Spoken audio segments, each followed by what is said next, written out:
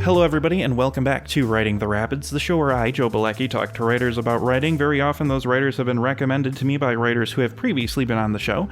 In the case of this month's guest, Joe Koch, was recommended to me by Michael Tichy. Joe writes literary horror and surrealist trash. Their books include The Wingspan of Severed Hands, Convulsive, and The Covidae, which received a Shirley Jackson Award nomination in 2019, as well as Invagines through Clash Books. His short fiction appears in numerous publications online and in print, such as Vastarian, Southwest Review, Pseudopod, Children of the New Flesh, and The Book of Queer Saints. Joe also co-edited the art horror anthology Stories of the Eye. Though rarely spotted in the wild, Joe can be found online at horrorsong.blog. Before we get into my conversation with Joe, let's remind you how you can help out this show. For just $2 a month, patreon.com/noisemakerjoe, you can get these episodes about a day earlier than everybody else. You can toss me a one-time donation at paypal.me. It helps me pay for books. Or you can buy my book. It's called Tired, and I think it's pretty good. If you don't want to spend any money or can't, I understand. You can help out by leaving a comment on Spotify or YouTube, liking, subscribing,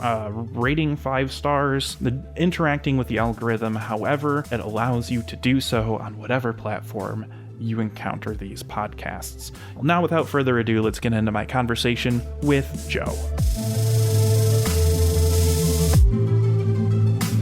A phrase that I see, a statement about your work from you that I see here and there, whether in bios or on your website or social media or whatever, is that you write literary horror and surrealist trash, which I take issue with because I don't necessarily find anything super trashy about your books. And as much as I love trash, I find that everything in reading for the show felt really deeply considered.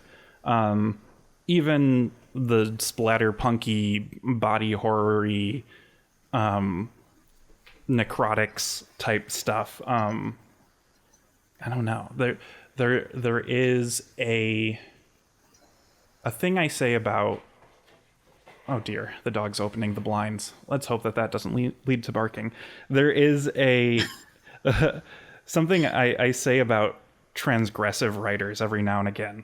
Self-professed transgressive writers, which is a term that I've noticed is absent from your self-descriptions. However, noting that, wondering if transgressive writers are willing to explore these difficult, uncomfortable, unsettling themes versus wondering if they're just getting off on it. I think that back in the Twitter days, there were some transgressive writers and presses that people were kind of wondering aloud if they weren't actually fascists. So that's something I just kind of consider when reading any sort of indie horror, is not gauging whether or not I think somebody's a fascist, but kind of seeing like where they might be, like which of those places are we writing from when we're getting into the splattery stuff. And I felt like the surrealism of your work and the splattery horror-y bits were just very kind of like deeply felt and deeply considered and not necessarily flippant. Good. So yeah, I don't think that I don't think that trash is necessarily criticism. Mm-hmm. Yeah, I think it's more just saying like, yeah, well, you can be very sophisticated and pretentious and deal with all the complicated intellectual stuff, but at the same time, there's always a visceral level. Mm. So that's what you're getting at with the trash designation, is the sort of visceralness. I guess honestly that description just kind of came to me, and I used it once. I'm like, okay, this is my thing. That This is feels my good. genre. I Because dig I it. don't know what my genre is, so I just made that up. Cool. I dig it. The other thing that really struck me, kind of within thinking about this self-designation of yours, is how the surreal parts, more than I think any thing I've read that could be classified as surreal, like really did feel dreamlike and surreal, like felt very Dali-esque in that sort of, if I look at it, immediately I see this, and the longer I look, the more I'm getting drawn into these images within images and sorts of things like that. Surrealism is like Lynchian or like experimental, gets thrown around a lot to the point where it is kind of just a more higher caliber word for weird. Mm-hmm. And I'm not necessarily a stickler for what words people use, but I've hung around with enough philosophers to be like, how are we defining these terms? And I feel like your surreality in your short stories hits closest to my definition of what something being surreal would be. And I found that quite satisfying. Good, good. I mean, thank you. I feel like, this very, very complimentary stuff that you're saying. And my favorite thing in thinking about books, movies, short stories, whatever, is that I like the dream sequence. I've always liked them. So when I started writing, I really just kind of leaned into that really hard. And Okay. I like the idea of the writing transmitting the images so that you're making up your own film in your brain out of whatever I've put on the page. So it's satisfying to hear you say that you felt like you could see things and get deeper and deeper into it. Yeah. Yeah, it was very visual. All of the reading. There was one story, and maybe you can help me out with which one it was because I can't remember right now. That dealt with perfumes and fragrance a lot. That I also Is that oak moss and ambergris? that's the one. Yes. It's like the it's in space, and there's the fragrance mule who's Yes. smuggling in raw materials for fragrances that are actually illegal. Yeah. And how the protagonist could kind of like people's sense that they give off seemed to like change to betray how they were feeling or their intentions. I thought that was really cool as a person who only kind of recently started caring about fragrances, and like learning what all the notes actually smell like. It was very much a Captain America. I got that reference every now and again. Yeah, I like playing around with synesthesia and playing around with the vocabulary from people who write critique on fragrances. I spent a little time digging around on online forums and looking at reviews. That was really fun in researching the language for that piece. Yeah. I've had conversations with my friends about how fragrance reviews,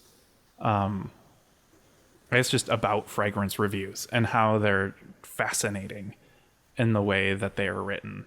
Yeah, they've got their own vocabulary. I can't claim to remember it all right now, But Yeah. certainly when I was working on that particular piece, I was a little immersed in. Yeah. And you had noted on Blue Sky recently um, about the last piece in Convulsive, which I have here and will pick it up.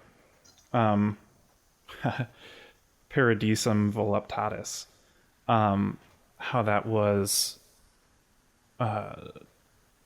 ekphrastic, and had, I think you said that you had done more research for that piece than maybe any of your other ones.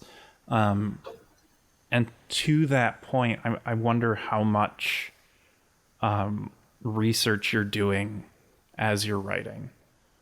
Or does one follow the other, maybe? I mean, it's different for every story. Paradisum voluptatus was like that's an earlier story. Mm-hmm. Probably came out in 2017 or 2018. So relative to what I'm writing now, that was way, way, way when I was a beginner, and I wasn't I wasn't quite sure of my voice or how I wanted to structure a story because I didn't study writing. I just decided to do it, frankly, and you know I think that's kind of good because I'm a little less, perhaps a little less restricted in how I approach things. Like I'm able to not necessarily follow a formula. Not that I'm against that, and I will use different formulas. But let me get back to actually answering your question about research.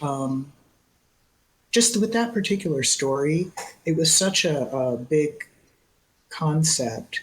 I started out with doing a lot of reading about the painting itself because there's a very small publisher that was doing an anthology based on Bosch's Garden of Earthly Delights, which is a triptych and, a really famous painting. Most people are familiar with some of the imagery from it. But I was more interested in. He's so loud. Is that your dog? It is. I'm going to just mute myself and you keep talking. Okay. Well, so I read a whole, really a great art criticism book by Hans Beltung, a whole book about the painting itself and the history of how it was created during the original European invasion of the Americas, like in the 1600s, or it might have been the late 1600s. Again, you'll have to forgive me that I don't have an eidetic memory. So sometimes I need to look up the facts, but I'm not going to do that right now. Anyway, there was just a whole trend of looking at this quote unquote new world that was being invaded as sort of the new paradise and all the magical animals and creatures on it that were imagined to live there. And that's kind of what the Bosch painting is about. And then on another level, it's an altarpiece. It actually, because it has the three panels, the creation, then the middle panel, which is the earth, but an imaginary earth full of wild configurations, and then the hell panel. You actually would fold both of those together, and on the outside, there's this gray globe, which is not colorful like like the inside of the triptych. And it's I can't remember very much about the concepts behind it, but the visual of that just static gray, like less lively piece, that was also really interesting to me. And then there's the whole. I'm just going to ramble a little. There's also a medical component because my idea for that story, which now that you've read it, is that within this hallucinogenic looking painting, there's a sap in the wood of the panels that it was painted on that will alter perhaps reality, will alter your body. maybe it came from outer space. Maybe it has something to do with the mycelium in the soil that connects all the trees. So it's just kind of a story that goes all over the place at the same time that it's also a love triangle, which kind of worked with the triptych painting idea, having things going in threes. And of course, the story has three sections that roughly coincide to past, present, and future. And that's the logical progression of a triptych in art history. It has a historical kind of time progression that you don't mess around with. And then I got interested in looking at other triptych painters, like, of course, Francis Bacon. Mm-hmm. I really adore Francis Bacon's paintings, and he did a lot of paintings that he called a triptych, but they defy the normal historical progression, and that's also very interesting. And of course, he's a modern painter. Mm-hmm. Anyway, I suppose that's enough rambling. I don't know if I've answered your question. I guess being a beginner at the time, or more of a beginner, I really was just exploring like everything I could think of to put together and having a blast with it. But comparing that with some other stories, other times there's no research other than me having lived my life, whatever I might happen to know. Just depends on the piece, really. They're all different. Yes. That is something I noticed and made a note of was how your work does feel to have... That syntax was wrong. That your work has a range to it that I find interesting, because it also still feels, maybe just by nature of it being bound in a collection and being contextualized. Geez, Lou. Longtime listeners will know that sometimes... That's okay, I don't mind. Sometimes he's just going to do that. He left the room and opened a blind somewhere, and that's just how it is. Your work has a range that also feels within its own ecosystem, I guess is how I'll say it. There weren't really any stories or the novella that felt like, oh, this is a very different one, aside from maybe The Object of Your Desire comes closer, because it was like very within the aesthetic trappings of science fiction. But even still, that one felt like a Joe piece.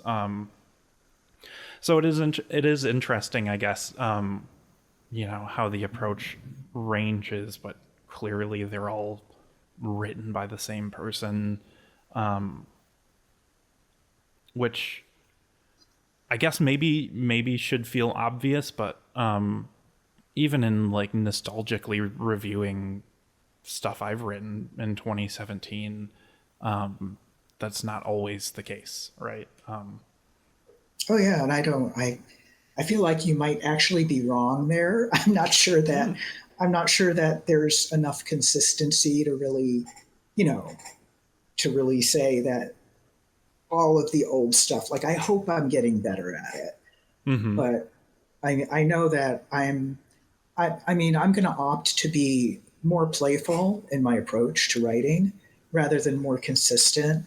So it may be a flaw, but I'm having fun doing it. Hopefully readers find it interesting, stimulating, and if not always fun, because the subject matter might not be pleasant, but on some level fun if you're weirdos like us. Yeah, absolutely. And maybe it's just that playfulness that I'm picking up on, or maybe I'm wrong. I'm cool with that too. Yeah. I will say, maybe to defeat my own point here or something, but the object of your desire comes closer, I think, across everything I've read of yours so far, might be my favorite. And it might be because of the fact that it takes place on a spaceship and has cryo sleep. And that's just fun for me. But yeah, like that was really exciting. I also think maybe the love within it just struck me in a way that my particular soul agrees with the most. I'm not sure. Yeah, honestly, it's a story that's really special to me. It has a lot of, well, on the fear level, I have no interest in going to outer space. I think that would be absolutely horrific. So that's kind of where I was coming from with the horror end of it. But then I was also really interested in this ecological fundamentalist religion that is imported into space by the older priest, I guess he is. I can't remember if I ever say exactly what he is, but the main character, who's the narrator. Yeah. Yeah. I liked one of my pet fascinations is paganism, sort of the difference between like pre-Christian Norse religion and pre-Christian Slavic religion and Celtic religions and whatnot. And the idea of place-based deities. And I like how he does this sort of like syncretic sort of thing, bringing up, referencing Shintoism. And my child has been watching My Neighbor Totoro on a loop, so Shintoism's kind of like front and center in my brain at all times.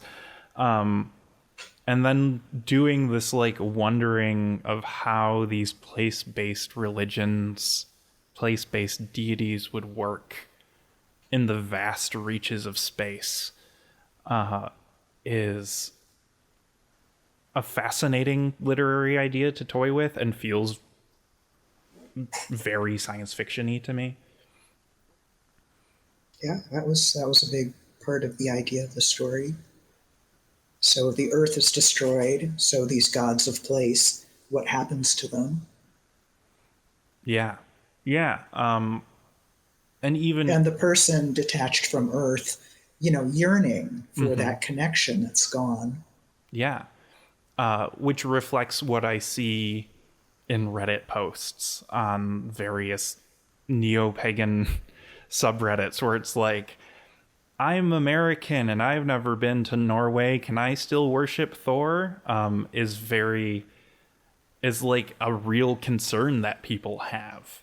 Well, I don't want to laugh at them, but the Sure. way you put it sounds kind of comical. That you're phrasing it. I posed it very childishly, but sometimes that's how I read it. And I've even heard people be like, if you're trying to worship Thor and you're nowhere near Scandinavia, you're gonna need to do bigger sacrifices to get his attention because he's not focused on that, right? This idea of opening up polytheism beyond just like your pantheon, because if more than one god can be true, then certainly all of the gods could be true. And I think that that's kind of a standard neo-pagan, at least online, idea is like, if not Thor and Zeus are both real, then Thor and Zeus are just different aspects of the same force of nature or whatever.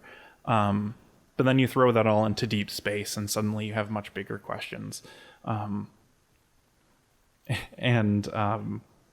it makes me think of weird fiction, as of course your work does. This idea of, these sort of cosmic entities. So like, I don't know, gods of the warp, as you might say in like Warhammer parlance. I'm very unfamiliar with Warhammer. That's fine. I have not That's totally played fine. it and stuff. And we don't have the time for me to to expand on that. But one of the things that your work kind of in general did, like to this sort of religious, spiritual, and I suppose surreal aspect is, and I can't remember exactly where I pinpointed it, so maybe I didn't. Maybe it's just kind of an overarching mood that I got from your work that sort of led my brain into this place of like, the sort of weird fiction idea that this forbidden knowledge or getting in touch with eldritch deities kind of drives you insane. My mind, and also maybe this is just how 2025 is going for me, is like, yes, but why are we holding on to, I don't know, agreed upon human perception? Why are we attached to that? Like, maybe, what if we did all go a little bit insane? Well, we kind of have. Yes. I feel like, during lockdown, the changes that came with the COVID outbreaks, I do think there was a very big shift in people in general. I mean, I hesitate to say like, oh, in global consciousness, because what do I know about that? But just my impression is that a lot of things culturally shifted and changed and mentally shifted and changed. And that might be why we have a lot of chaos right now. Mm. Then it could just be the cycles of time because the same things were happening in the early 20th century. Mm-hmm. Yeah. I guess to that point, and maybe focusing on the wingspan of Severed Hands a little bit, I'm only like kind of familiar with Chambers. I did read The King in Yellow a couple years ago, and I played a campaign based on it of Arkham Horror, the card game from Fantasy Flight, like years before that. Okay, I do have some familiarity with that. All right, cool. With the card games. And none of that will come into play here beyond just building the little bit of context I have for that. Something I found fascinating with regard to that is how like Carcosa came up in other people's writing, and how like the King in Yellow is considered to be part of the Cthulhu mythos, even though Chambers predates Lovecraft. Kind of just in general, I'm very curious about your relationship with weird fiction, and I guess specifically that sort of Lovecraftian mythos, Chambers sort of thing. Well, the Chambers thing and the Ambrose Bierce references as well, Mm-hmm. that are part of the Yellow mythos. That's just, that to me is the more interesting angle of the Lovecraftian stuff because it's so far from Lovecraft at all. It's really its own thing. Mm-hmm. And it's just an idea of, it's a very sticky kind of idea. Like you can stick it into any other context and kind of mold it around and make it work. And because it's so much about just the idea that knowing something exists will change you, the forbidden knowledge and toxicity, getting back to the idea of, life as a disease or consciousness as a disease. That's just all very interesting stuff to me. Mm. And there's a lot of ambiguity in the Yellow mythos about what is really true. Are the characters actually people or not? Mm-hmm. What's art and what's artifice and yada yada, all that stuff. I just find it really interesting. Yeah. Me too. I think that is the more I don't know, socially acceptable part of weird fiction that I enjoy. The non-socially acceptable being the Orientalism. I understand that it's problematic, but I also find it fun. I don't know, the Indiana Jones of it all is still fun to me, even as I understand that is not how Africa is. But yeah, again, I don't know why I'm on such like a religious focus today, but like a lot of the questions about like the yellow sign also feels like religious questions to me. Like, is this real or is this a metaphor? But either way, it's having an impact on things. The slippery ontology of it all is so fascinating to me. Slippery ontology is a really good way to describe it. And I have nothing but questions about religion or meaning or existence. I mean, I have no answers to offer, just questions. Yeah. And I, of course, notice a lot of religiousness, religious themes in your work, from Christianity to Greek, and then, of course, the Cthulhu mythos stuff. This is another one. I wish that I could remember exactly which one I'm thinking of. Maybe it was Aristotle's Lantern, where I was like, "Oh, is this like a retelling of a Greek myth I do not know?"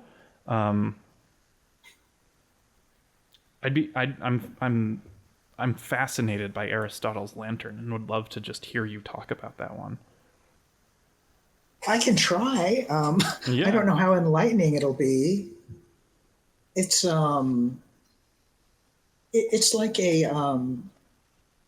clash of or juxtaposition of some different imagery that doesn't seem to go together, but was presented to me in a way that I was like, okay. So there's basically kind of a snuff film happening, a sort of horrific abuse or murder thing happening. But there's also a car crash and the car is sinking underwater. And so these two things just were presented to me in a way that they needed to be put together. And I sort of did my best to do that. Okay. What do you mean they were presented to you that way? I don't want to really go into that. Okay, that's fine. But I was definitely having an awful lot of fun with I was feeling very free about using language in just the most surrealist way, where it doesn't necessarily, if you map out a sentence, you're not necessarily going to have a logical statement. Like you're not going to have something that says, the lamp is on to my right side, for instance. It's going to be like so drenched in metaphor that it will piss off a lot of readers, unfortunately. But, people that sort of get into the groove with it, like treat it like a weird form of music that you don't necessarily understand with the reasonable part of your brain. Yeah. I will confess that there were lots of times throughout reading any particular story where I would have to go back a page and be like, wait a minute, what? Well, I feel thought like this was a story about something else. Well, I feel like also your both of those books are older, but I think no, you know what? I'm not going to say anything like negative. I do think I've gotten better at being a little more logical.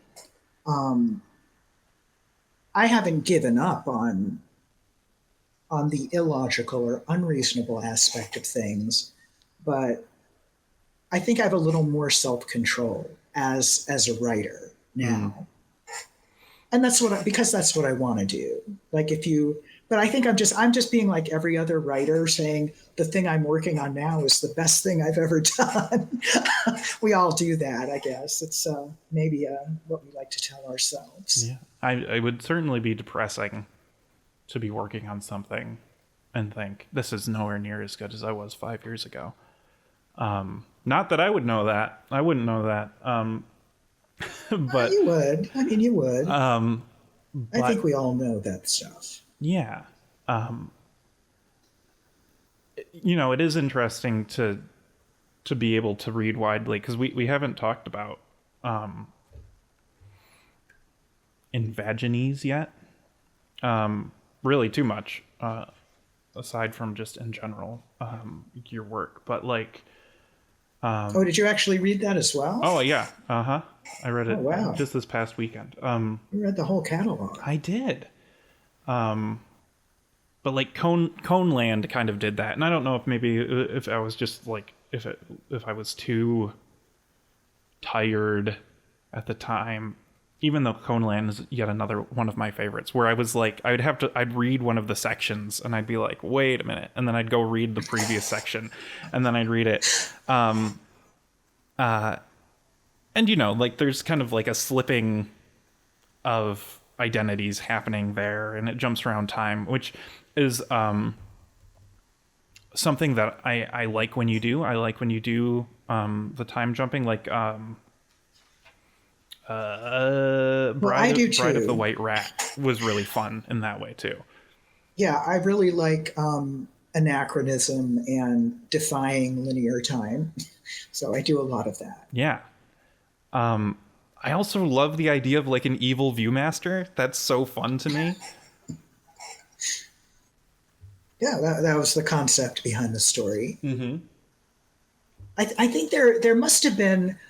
I know that was I was writing that with the idea of submitting it to a particular short story call, wanting like outdated technology, and it didn't get accepted where I sent it, which is fine because it was published on Shortwave magazine online eventually, which is hey, that's great, a great sale to make and a great home for it.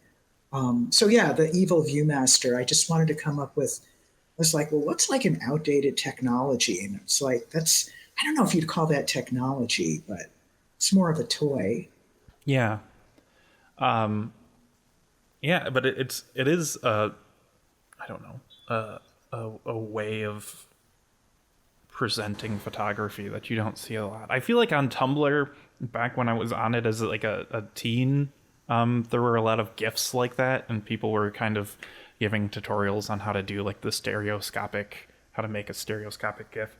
Yeah, there's a history of it of this stereoscopic, if that's the right word for it, the kind of things that predate the little plastic viewmasters, which I go into this in the story a little bit. Brian May, the guitarist for Queen, actually curated and rescued all of these lost archives of these photographs that were used in them back in like the 1800s. That is amazing. Who would have thought? That is such a like a I have too much money sort of hobby. That's a good thing to do if you've got too much money. Preserve some art. Yes, absolutely. Or support an artist. Me, for instance. Right. Yes. Give Joe lots of money. Which one of us? Either one's fine. And the dog's screaming. He agrees. The dog agrees.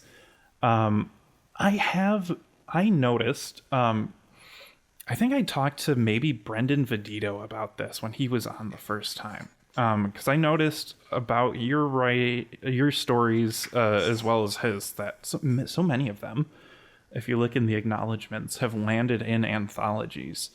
I'm curious if that's kind of like your go-to for trying to get a story published, or if that's just kind of how it all ended up. I mean, I'll submit to online magazines that I like, or anthologies, or wherever there seems to be a decent opening. I'm pretty energetic about getting things out there, Mm. getting them published so that they're read. Mm-hmm. Like I'm not. I mean, I write for the sake of writing, Mm-hmm. but I'm not fully happy with it if it just sits on a hard drive somewhere and nobody else communicates and interacts with it. Mm. I like that. Has that always been the case? Since I started for real writing, I mean, like when I was in high school or college or before I was officially writing fiction, Mm-hmm. if I was just like jotting stuff down for my own amusement, then no. Okay. Um, I kind of ask because, and we haven't gotten to the writing process portion of the show yet, really. But I I find that I'm like to a fault and then some uninterested with submitting, and have been for a while now. But I was going through my camera roll today to try to find old photos to delete so that whatever new update Apple wants to put on my phone can actually fit. And I saw screenshots from like 2017 of my first couple of acceptances, and I was putting them in the group chat. And I was like, I got like 5 pieces accepted within like the first week or two of me like really seriously writing in these different lit mags. And like, so like the first 5 stories out of the first like 6 or 7 that I wrote got published in various lit mags online. And granted, smaller ones and newer ones and whatever. And I was talking about how like I was really on it for a while. Like I had a spreadsheet of like, here's these lit mags that I think are cool. Here's when they open. Here's what they accept. Here's what I've sent to them and when. And like, here's the pieces I had like color coded the pieces that I had sent out and which ones were out and which ones had been rejected by where and so on. And at some point, I think largely due to mental health things, I like completely stopped and never got back into it. But And you're still writing. Yeah. Oh yeah. And like just, the writing itself has been plenty. A large part of that, and listeners will know, I'm like allergic to editing, which makes it hard to have a finished project to put out. But like, yeah, I also think that if I was more concerned about like having books out, I would get over my aversion to the sort of meticulous drudgery that is reading a book over and over and over again to work out the kinks. So yeah, that's why I ask. I guess is just different strokes for different folks, and it's interesting to me that anyone has a brain that's different than mine, I guess. I enjoy editing. Like you're saying, oh, it's tedious and drudgery and everything, but I actually often really enjoy having a first draft that's finished and then going back through and tweaking and tidying up and really spit shining the hell out of those sentences. That makes me really happy. We're going back through and discovering more about what the story wants to be about, and letting that theme really shine in the editing process. One thing I don't do, which is kind of probably I find surprising myself, I don't often cut a piece up and switch the order of the scenes. Like the sequence that you're reading things in is usually the way I wrote it, like because I'm conceiving of it anachronistically. Okay, so as you're going through and editing, it is, you'd say, more of a kind of fine tooth approach. Yeah. I Or think like maybe rewriting a scene or moving moving around how it plays out. But the chronology is generally in the finished piece is the way that I started out with it. Okay. Because I really like those juxtapositions and banging things up against each other that don't seem to work or fit. Yeah. So then, going into writing a piece, do you have outlines and things like that you're filling in, or is it very much just kind of like internally? I know I want to write a story that does this, and then you write it, kind of thing. Yeah, sometimes there's just like one idea or image or whatever. Like I want to talk about the one I'm writing right now, but the person who's editing the project, it's a blind reading, so I don't want to give anything away. But Fair it's a enough. very yeah, it's a very. But I'm dying to talk about it. But it's a very specific concept and a very limited scope. And when you say it, it sounds kind of dumb. Like, well, that's not a story. And I'm like, that's exactly why I want to do it. Mm. So sometimes I'm like that. Other times I have just one image or odor or sound or thing that I want to explore. And I'll just start with it and just keep going and see where it goes and kind of outlining as I go in my head. Um, with the novella, I just had a mental outline of the four stages of insect growth, and that's what the four sections are based upon. Hmm. But I definitely knew where I wanted the whole piece to end, like the exact events or character of the ending. Yeah. I'm Mm. much more of an explore my way around writer. Hmm. Yeah. I started out that way too. I think I am. I want to believe I still am, but there is more outlining as I start wanting to write things with more than a couple of characters and more than a couple of viewpoints, sort of thing, where it's like, oh, I need to kind of have a handle on like the scope before I get into it, so I can make things rhyme throughout.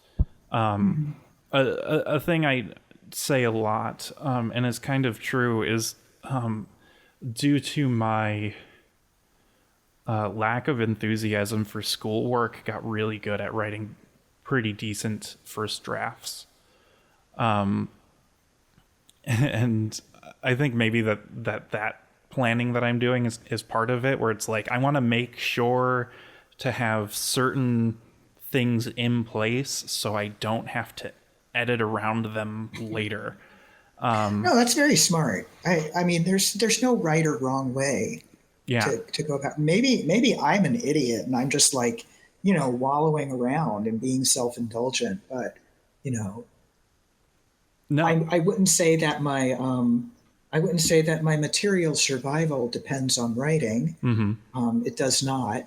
Um, so that gives me a certain amount of freedom Mm-hmm. to not necessarily write a bestseller, to not sit down and outline a 500-page novel that's going to make it on every book list that comes out Mm-hmm. for its release. And I think if you want to do a more commercial, popular sort of thing, or if you want to do a longer novel as opposed to shorter works, which is more of my focus, Mm-hmm. you probably do need an outline. That's probably the smart thing to do. And it's probably going to save you a lot of work. That's what friends tell me, that Yeah. the outline saves them a lot of time. Mm-hmm. Yeah. But gosh, I love not knowing what I'm doing. I just think it's great. Yeah, absolutely. Absolutely.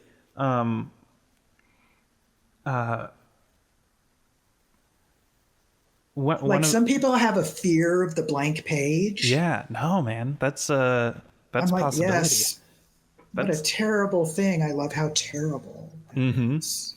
Yeah, no, the blank page is way less scary than having to work around what I've already written. and then change something on page 16 that ends up screwing up page 74 later. No, that's the scary part. The scary part is trying to figure out what me 2 weeks ago was trying to do. Because screw that guy. What does he know? He doesn't know anything. I'm curious why you are drawn to the short story length. I said that with a weird tone because I feel like there was going to be more to it. But yeah, I mean, you're quite good at the short story, so, that makes sense. But I don't know. Aside from, the novella, are you writing stories saying this is another short story, or do they just all kind of end around 12 pages long, do you think? Well, I have been writing somewhat longer pieces, so I'm kind of working my way up to another novella or novel. And I have a project in the works, a couple of things that I need to go back and finish up. I just really love writing short stories. I love taking the limitations of something like a framework that has specific rules and seeing what I can do with that. Yeah. So I guess it's partly I think you get to experiment more in a short story. Yeah. That's interesting to me. That's fair. I haven't yet really done much within the bounds of short story length.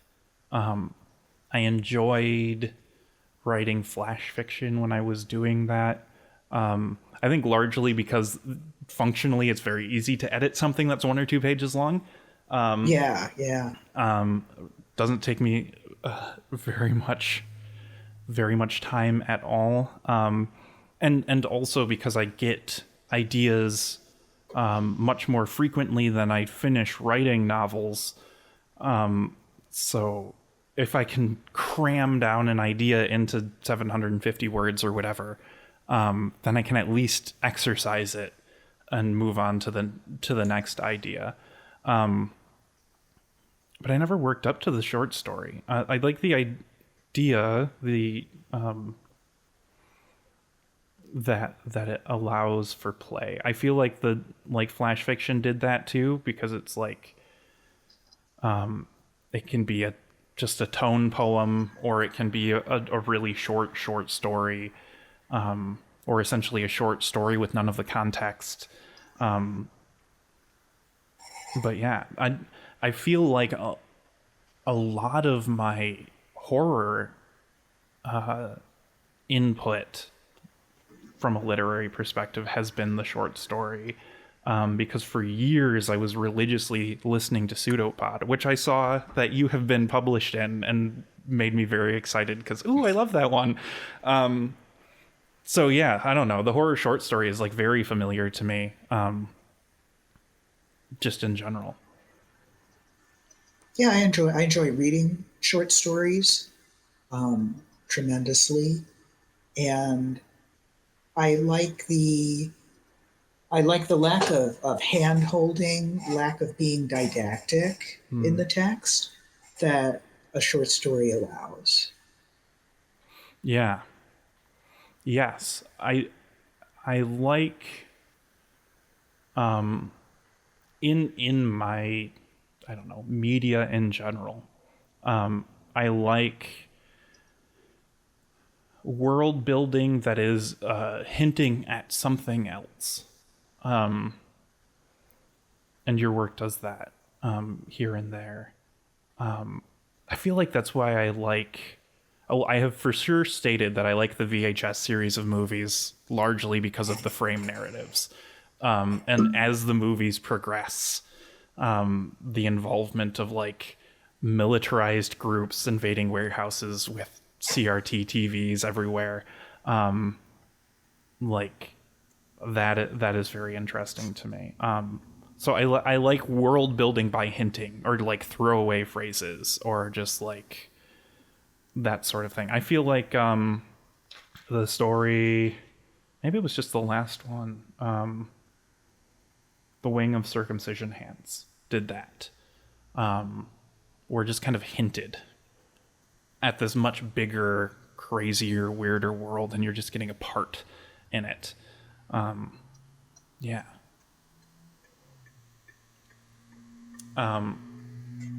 One thing that in my last episode I wrote down while I was talking to Shane Jesse Christmas, and I'm gonna ask you this because he said something that's interesting for him to be questioned about is like how you're feeling when you're writing things.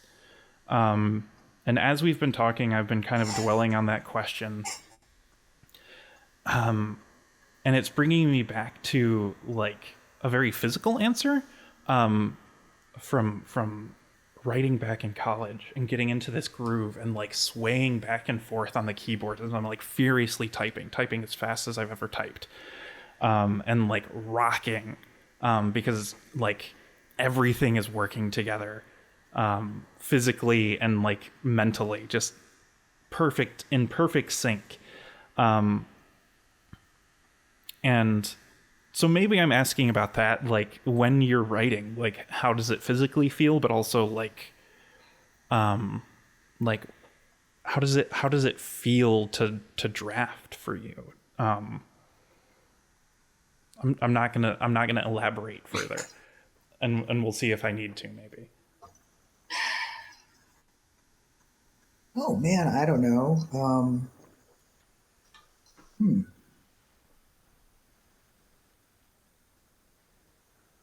Yeah, I don't really know how to answer that. Okay.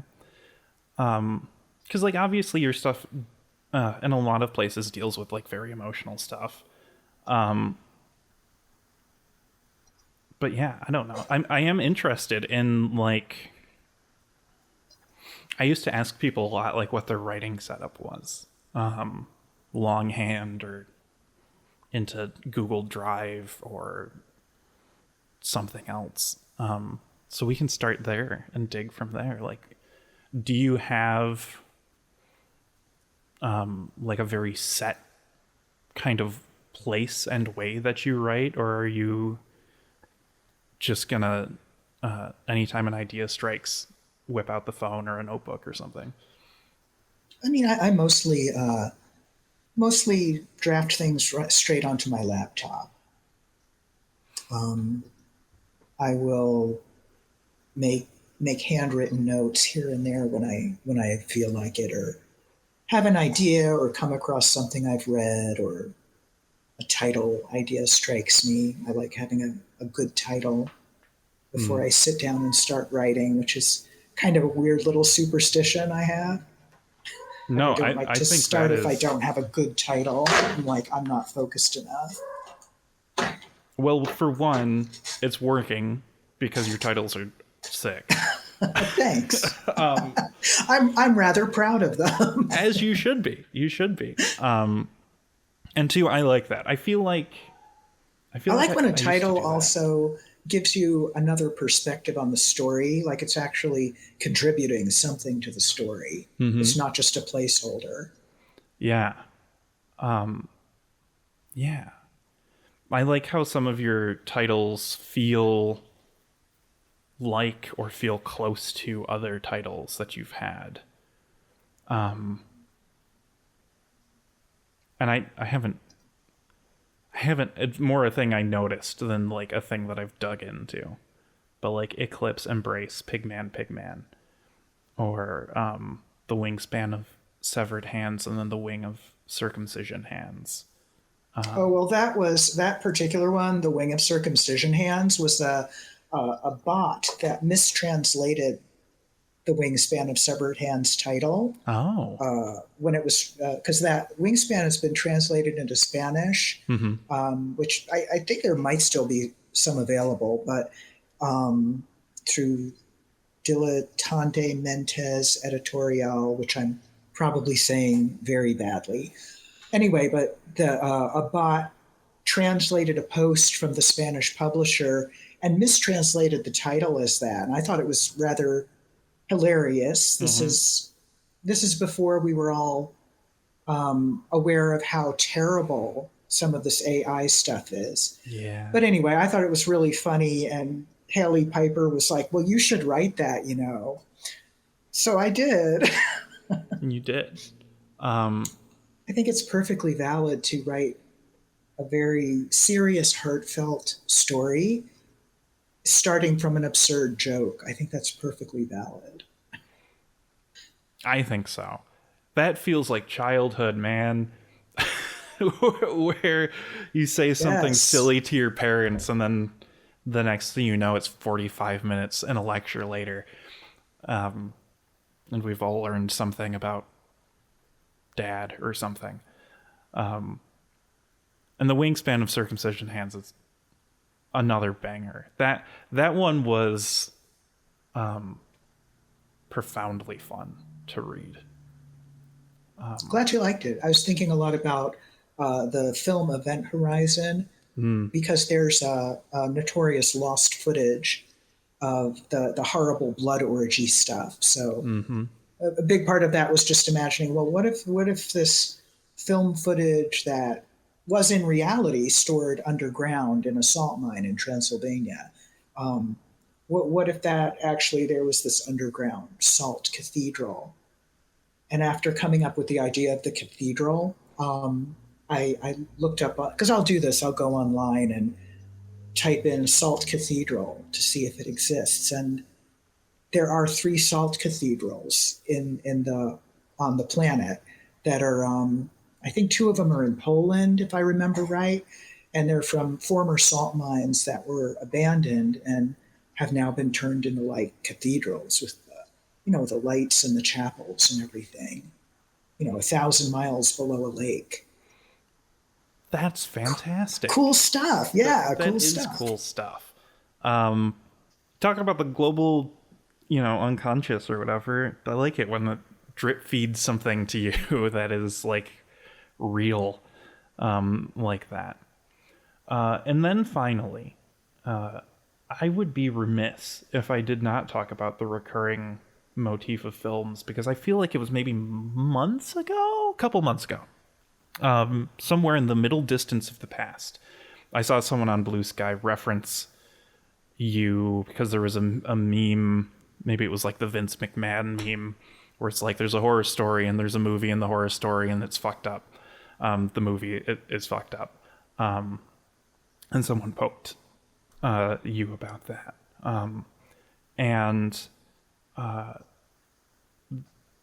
That's funny to me. That meme is funny to me because that is also me. I don't tend to seek out stuff like that, largely because I don't know how I would search for something like that beyond just like asking people what are books that have weird movies within them. But I'm so sick of people recommending House of Leaves that I would be afraid to do so. But regardless, the motif of the film within the short story is recurring, and I'm curious why that is for you. Possibly just because I'm a rather shy, introverted person, and I do tend to watch a lot of films. So there's that, of course. Cool. That's fair. Yeah. That's fair. I like that. I read a lot too, but there's only so much time you can spend with text.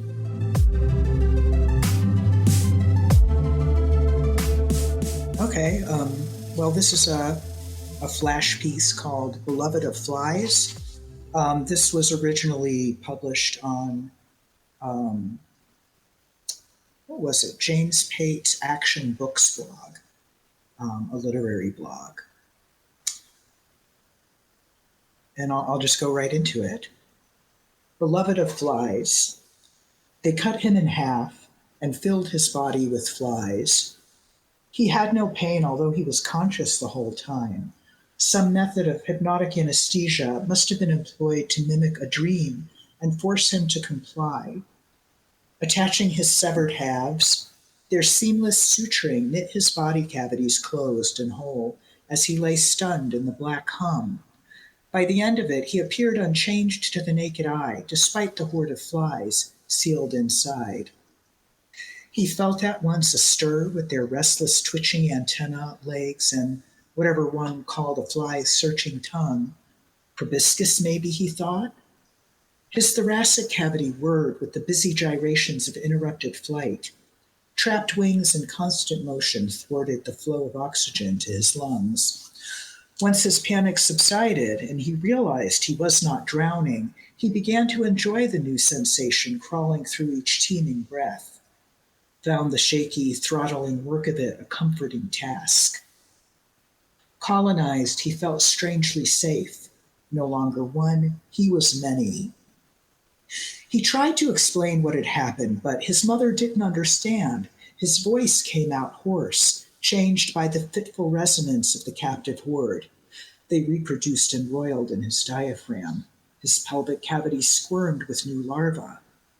She told him to do his chores.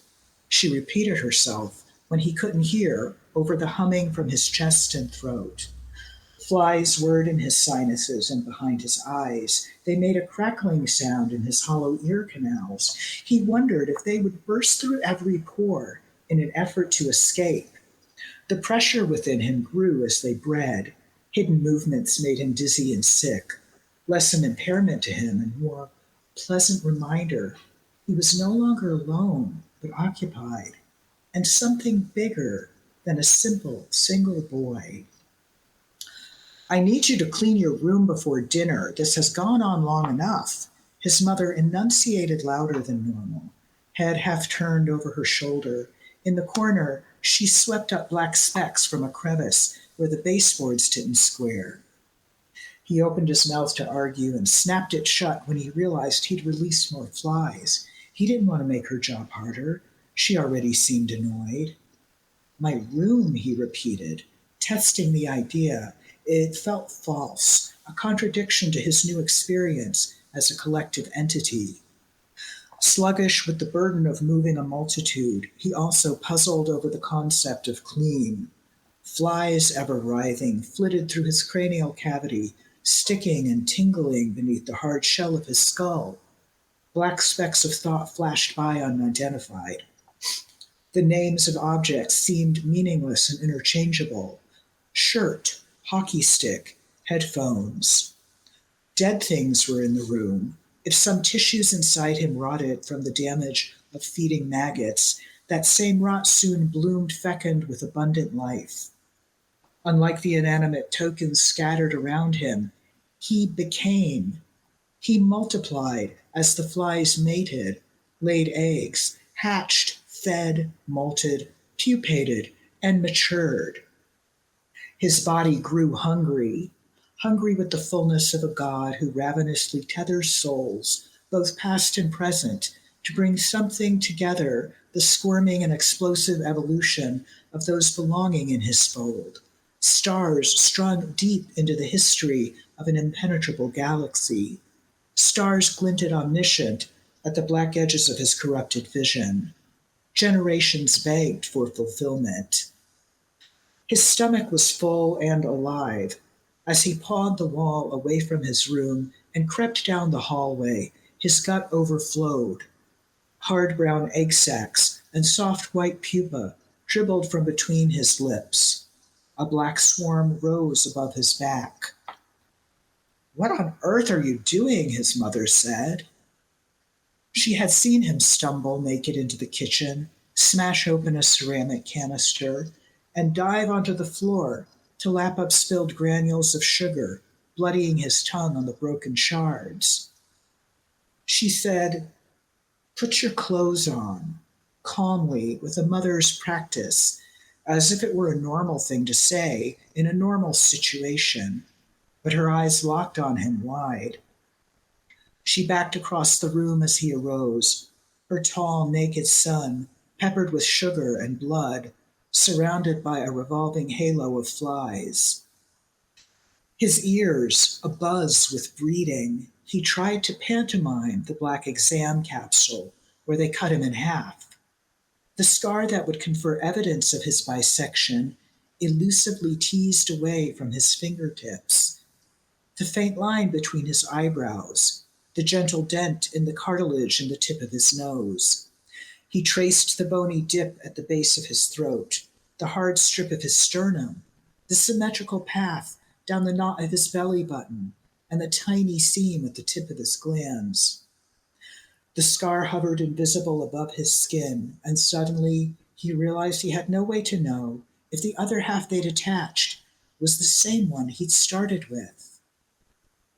If this other half were not his original half, where was he?